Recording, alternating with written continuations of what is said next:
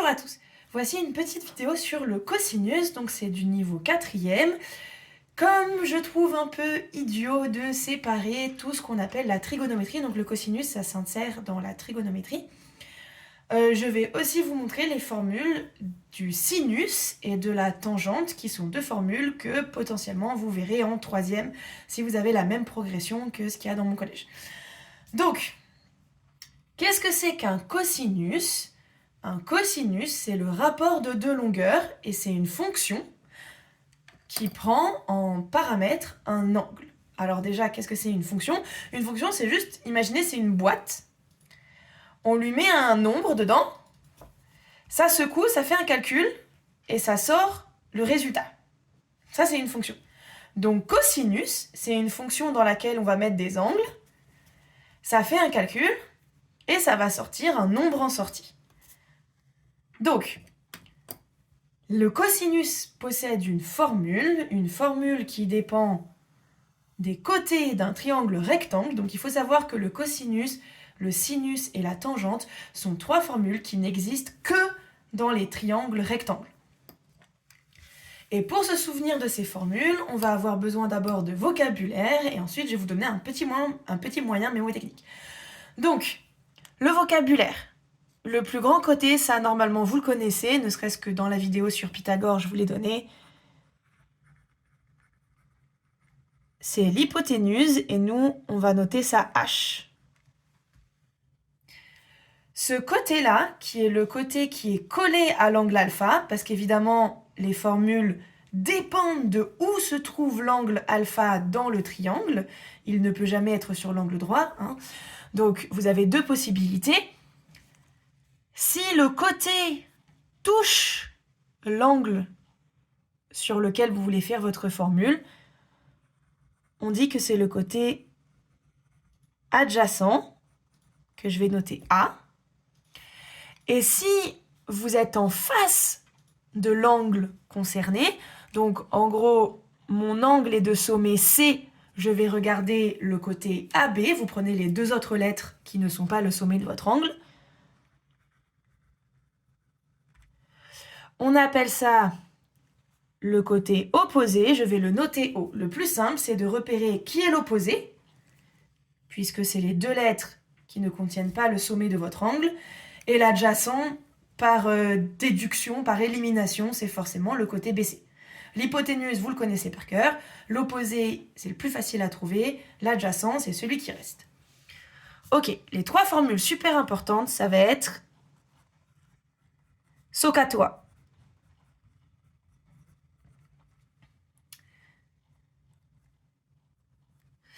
En fait, c'est coupé en trois pour sinus, cosinus, tangente. Le sinus de alpha, c'est toujours le sinus d'un angle. Vous n'écrivez jamais sin tout seul, c'est pas un mot. En fait, c'est une fonction. C'est comme si vous mettiez des parenthèses. D'ailleurs, sur votre calculatrice, elles y sont, les parenthèses. D'accord ? C'est sinus de quelque chose. Sinus tout seul, ça n'existe pas. Cosinus tout seul, ça n'existe pas. N'écrivez pas cos comme si c'était un mot comme chat ou chien. Cos, c'est cos, parenthèse, un angle. En général, on l'écrit pas, les parenthèses. On se facilite la vie. Vous verrez beaucoup cette notation, ou sinus de x, ou cosinus de x, etc. Mais c'est bien sinus de alpha qu'on lit. Ou sinus alpha. Mais on ne dit pas sinus tout seul, ça n'existe pas. C'est opposé sur hypoténuse. Le cosinus de alpha, c'est adjacent sur hypoténuse. Et donc, vous avez bien compris, la tangente de alpha, c'est la fonction qui fait l'opposé sur l'adjacent.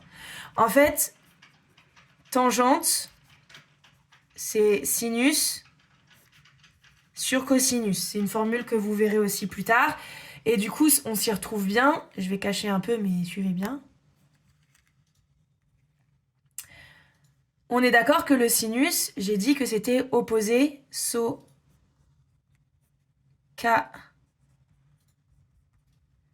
divisé par un nombre, c'est multiplié par son inverse.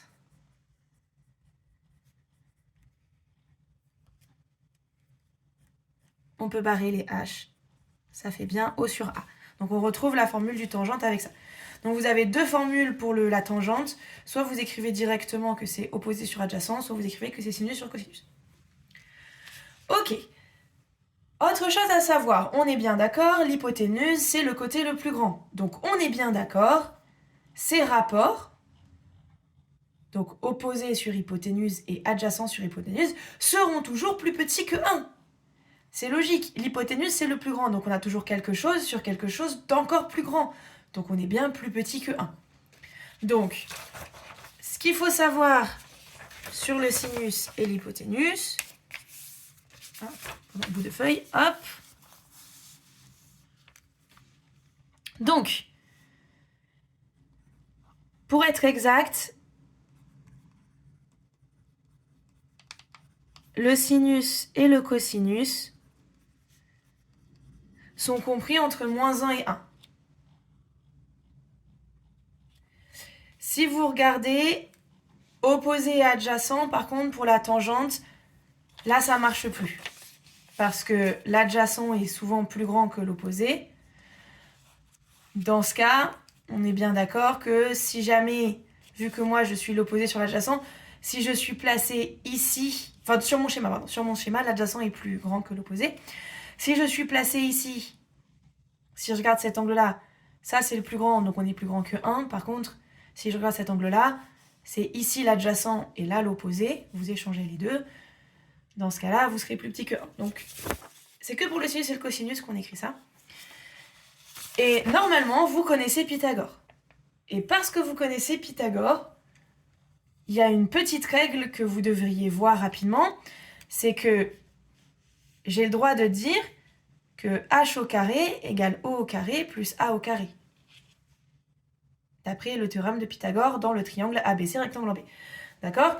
Donc j'ai ce côté au carré qui est égal à ce côté au carré plus ce côté au carré. Ok. Qu'est-ce que ça fait ça pour ici, pour notre cosinus et notre sinus? Je vais vous le montrer vite fait. Qu'est-ce qui se passe si j'additionne le cosinus au carré et le sinus au carré? Alors, cette notation-là, ce que je viens d'écrire, je vais le noter dans un coin, ce que je viens d'écrire, c'est ça. C'est sinus de alpha, le tout au carré. Très souvent, au lieu de noter ça de cette façon, on note ça comme ça. Mais sachez que c'est la même chose. C'est pas sinus au carré, encore une fois, sinus n'existe pas tout seul. Donc c'est tout le sinus de alpha que vous mettez au carré, d'accord? Mais ça se note comme ça. C'est une convention mathématique, c'est plus joli. Ça fait moins de parenthèses à écrire. Ok, on est d'accord que j'ai dit que c'était SO opposé sur hypoténuse plus K adjacent sur hypoténuse, le tout au carré. Ok, super. Donc en fait, c'est opposé au carré sur hypoténuse au carré, plus ça au carré sur ça au carré. On est d'accord? Ok, c'est sur le même dénominateur, donc c'est juste ça en fait. Ok, mais d'après le théorème de Pythagore, on a vu que l'opposé au carré plus adjacent au carré, c'est l'hypoténuse au carré.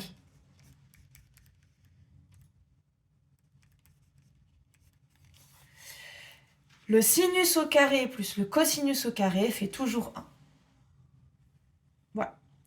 Donc, ça, c'est toute la première partie du cours. Qu'est-ce que c'est un sinus? Qu'est-ce que c'est un cosinus? C'est quoi les formules importantes, etc. C'est génial. Maintenant, à quoi ça sert? On va refaire un petit schéma.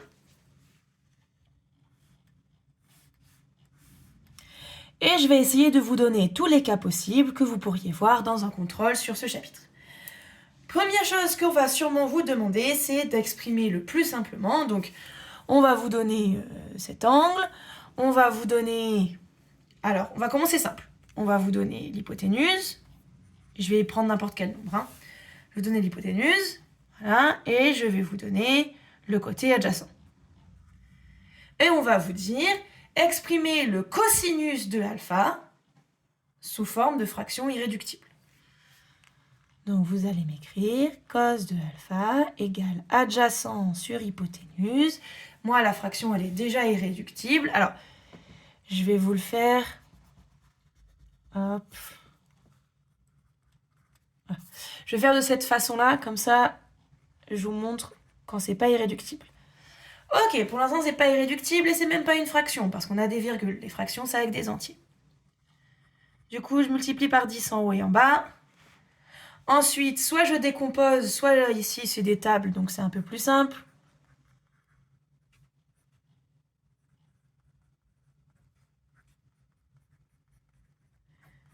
Ma fraction irréductible, c'est 7 sur 10.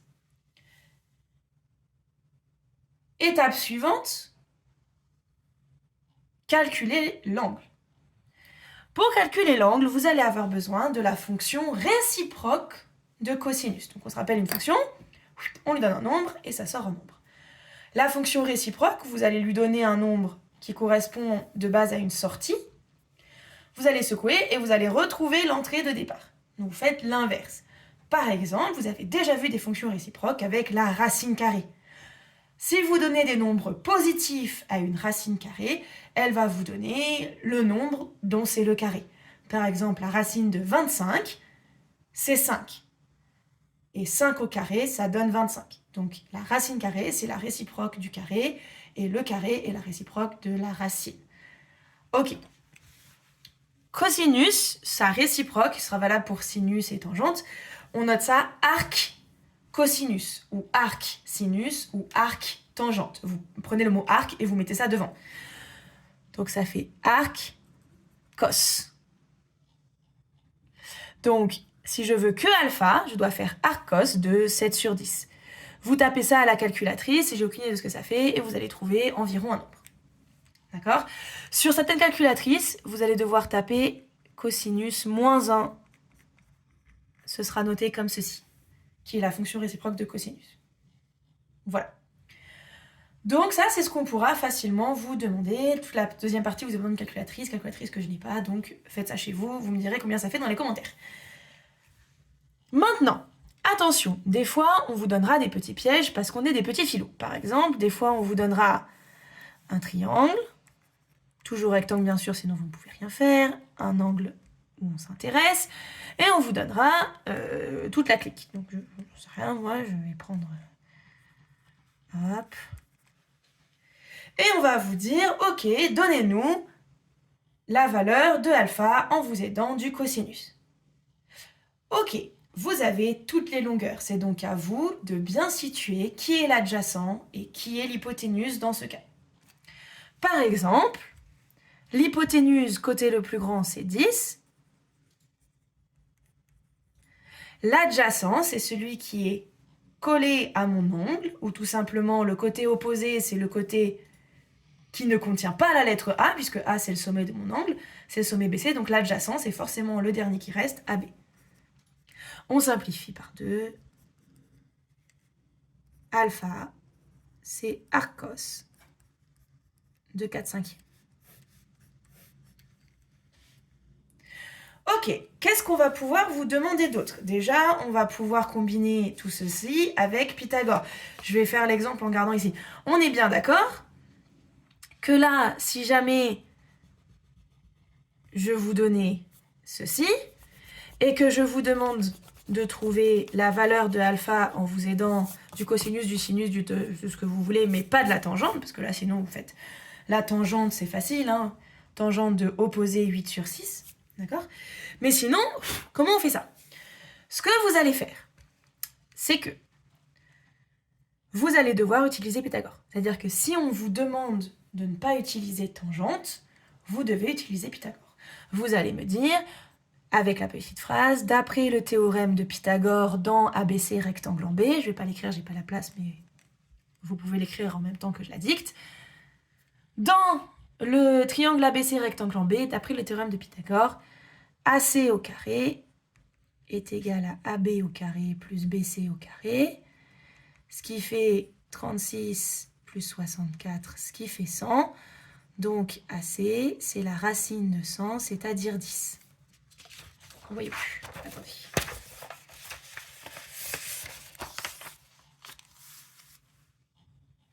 Maintenant, vous pouvez écrire le 10 ici. Et maintenant que vous avez fait ça, donc on n'oublie pas.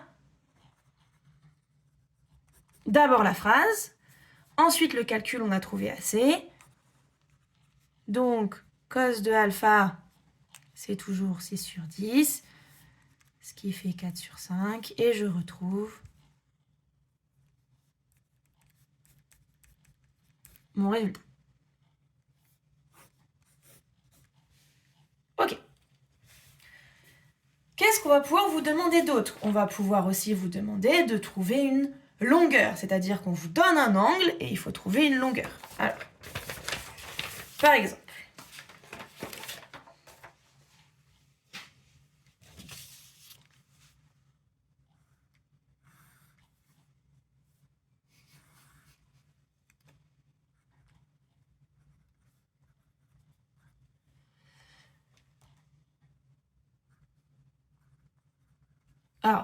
je vais écrire n'importe quoi, hein, c'est peut-être un peu grand. Qu'est-ce que je pourrais écrire? Hop là. Voilà. J'écris n'importe quoi. Vous avez ceci. Et on va vous donner... Ok, vous avez ceci. On va vous demander de trouver la longueur AC. Ok, qu'est-ce qu'on sait? On sait que, Socatoire, que le cos de 25 degrés, n'oubliez pas de mettre votre calculatrice en degrés, sinon vous allez trouver n'importe quoi pour ce genre de calcul. Calculatrice en degrés, d'accord? Ça se note deg sur votre calculatrice. Donc, cos de 25 degrés, cos de cet angle, c'est adjacent sur hypoténuse. Ok, ça, votre calculatrice, elle sait le faire. Donc, petit produit en croix, vous cherchez ça. C'est comme si là, il y avait un sur 1, si vous voulez. Donc, 1 fois 8 sur cos de 25. AC, c'est 8 divisé par cos de 25. Vous le faites à la calculatrice et vous allez trouver environ quelque chose. Donc ça, c'est l'autre chose qu'on va pouvoir vous demander. On peut aussi vous demander de compléter après une figure complète. Donc là, c'est parti, on fait tout en même temps, donc du Pythagore, on calcule tous les angles, on calcule toutes les longueurs. Quoi qu'il arrive, c'est vraiment les deux choses qu'on vous demandera le plus, c'est-à-dire on vous donne l'angle, donc il faut calculer la longueur qui manque. On vous donne les longueurs, donc il faut calculer l'angle. Et c'est tout ce qu'il faut savoir pour le cours sur le cosinus, mais c'est la même chose pour sinus et tangente.